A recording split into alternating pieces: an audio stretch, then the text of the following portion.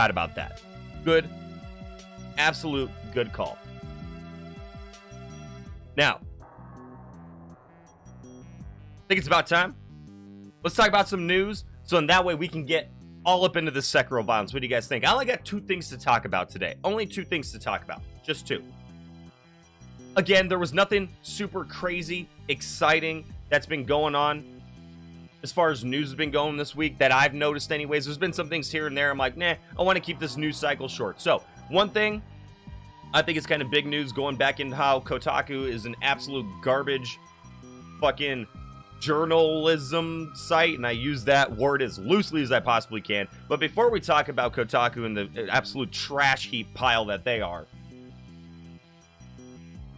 we're going to talk about a game that was announced at the Game Awards 2017. I have been just like a hawk watching this game. It's by the same developers that made The Vanishing of Ethan Carter. I'm going to post the link all up in chat. Boom. So, this game is called Witchfire. It looks like a mix between Doom and Dark Souls. If you guys haven't seen it, look it up on YouTube. Watch the trailer for it. It looks like it's going to be so good, and I've been dying, absolutely dying to see this game. So they finally released an update, now it being April in 2019. So what, about a year and a half later? And like we're finally starting to get some actual updates. So I wish they'd be a little bit more consistent about updates. They said they were going to be updating this shit a little bit more than they actually are. But you know, whatever. They're busy. They're working on the game. I can give them a pass for that. It might take a second, Smoking Deadpool. Yeah, just give it a second. It could take up to an hour. It's whenever it automatically refreshes. I tried to force it one time to refresh and it didn't work, so just give it a second. It should pop you in there. So anyways, what they have said is they are not going to commit to a release date for this game, and it looks like they're thinking maybe sometime early next year that they're going to release this game. And it just looks so good, and I can't tell you guys, and I want to hear your guys' opinion about this in chat. I can't tell you guys how much I appreciate a company saying we're not committing to a release date. The game, and their quote, and I'm going to read this straight from them, it'll be done when it's done. That means that they're not worried about making the money from it. They're not being pressed for a deadline, and they're going to leave things out that they wanted to be in there just so they can get the game out quicker. They're going to make the game to completion. And there's so many companies and developers, and it's usually not the developers, it's usually the publishers that put pressure on the developers to get the game out, and then they have to just put it out in what they would consider an unfinished state, and then fix it with updates and hot fixes later. And they are going full awesome developers. Full awesome developers on this shit, saying that we're gonna get the game done whenever it's done. I encourage you guys to click that link and read through this little kind of update that they have. So like,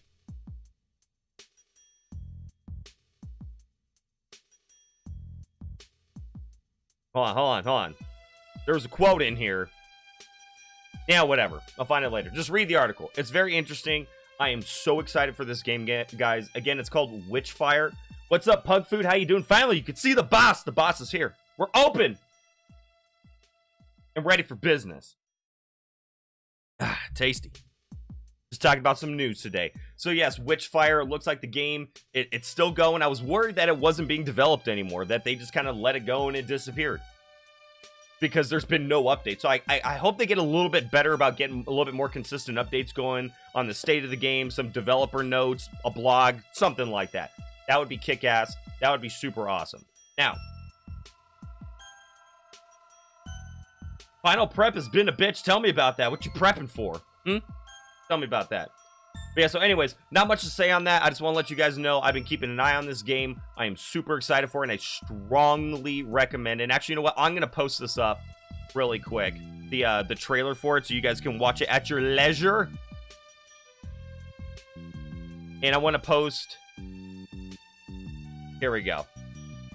Incoming in chat in 5, 4, 3, 2, 1, go. That was the premiere from the Game Awards in 2017. I want you guys to watch that, and I want to know what you guys think of that trailer, because to me it looks like Doom and Dark Souls together, and I love the dark, dreary, macabre setting of it. I love games like that. It's probably one of the reasons why I'm just loving Sekiro, why I love Dark Souls and so many other games that are similar and have that same vibe to them. I can't wait for this game, but I want to hear what you guys have to say about it. So watch that, light up chat, let me know what you guys are thinking about it. So all your finals, it's gotten to the point where you can't even get much work done on Below Zero. I haven't been playing Below Zero very much at all. I'm waiting for just more updates to come out, and I'm going to jump right back into it. And before we get into the final piece of news, let's see, how far am I into Shadows Die Twice? I'm going to start a new game. I've only gotten through like 1.5 of the areas, 8 to 9 hours, somewhere in there of gameplay total. I'm going to start all over again from the beginning for you guys. And then the other one I'll just play off stream or whatever, the other one that I got going on. But yeah, we're going to start a brand new one. I'm still getting used to the mechanics. I got to get that Dark Souls muscle memory gone, because it'll fuck your life in this game. You cannot have that Dark Souls muscle memory in this game. You will die instantly, because when an enemy attack is meant to hit you, it tracks now, and it tracks very, very well. Unlike Dark Souls, where the tracking wasn't that great in most cases. Sip of coffee. Now, you know the ogre? Oh yeah, I already got the ogre. We're gonna know him again, though. We're gonna know him again, ladies and gentlemen. All right, final point. Final point in news today. We're gonna talk about Kotaku, like we've talked about in the past. Now, don't get me wrong, guys. There are some writers for Kotaku that are really, really, really good, and they're actually journalists. They're actually investigators, and they do good work. However, those are the individual writers that are hired by Kotaku to write articles. Okay, Kotaku in general is trash.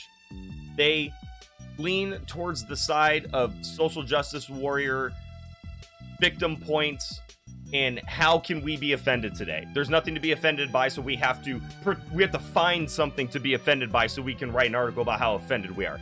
Now, when this article first came out, I'm going to give the writer of the article a little credit, because before I got some new info today about it. I haven't been able to verify the info, but I got it from a trusted source, and I'll explain that in a second. But you can't put all the blame of this article on this writer. It's more Kotaku forcing them to go ahead and publish this article before the preliminary work was actually done on it. So, this is the title of the article. I'm not going to link the article. If you guys want to see it that bad, go to the gaming news section in my Discord. Click on the video that Review Tech USA did on the video. I'm going to kind of parrot a lot of the points that he made, because I agree with him very heavily on this. And then in the description of his video, you can find the actual link to the article. So the name of the article is Super Smash Bros. Ultimate Persona 5 DLC includes a disability slur. Does it, though? Does it, though? The quick answer is no. No, it doesn't. So the slur that they're talking about is the word retarded. And apparently, when you get one of these characters in Smash, or specifically, I don't play Persona. What's his name? His name is Joker. Sorry, not Jack. Joker. Apparently, there's theme music behind him that at one point it gets quiet, and instead of singing, they're just talking over it. And these are the lyrics posted in the actual article. Oh, hi. Are you ready? Ready to pick up the pieces. Let's go. Let's play. Retarded. I can say it. Are you ready? Uh-huh. So first of all, the lyrics do not say that.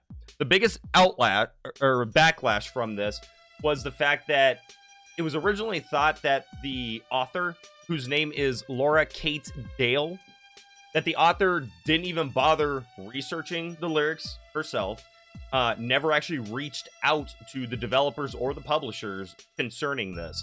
Now, that's where I got some new information. Apparently, that did happen. Apparently, that did happen concerning this article, but it was published before they got confirmation of anything. That wasn't on her. That was on Kotaku, allegedly putting pressure on her. There's another YouTuber I watch a lot, Clean Prince Gaming, which I like a lot. He stated that there was this issue with Kotaku forcing her to published the article before she actually vetted the information. Apparently, she did contact these people, and before she got a response back, they're like, no, fuck it, publish the article. Now, again, I don't know where he got that information from, but I do trust his information. He's generally what I consider to be one of the more reliable sources of gaming news on YouTube. So I'm going to take him at his word for it. I just want to let you guys know that I haven't personally verified that information, but I'm leaning towards actually believing that, okay? Now, what do you guys in chat think about this? What is this a case of?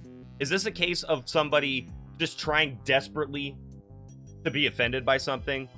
Like you're going about your day and you're like, wow, everything seems to be going well. That can't possibly be correct. I need to find something to be offended by. There is this culture today of people needing to be offended by something, and that's how they live their lives. That's sad. That is pathetic.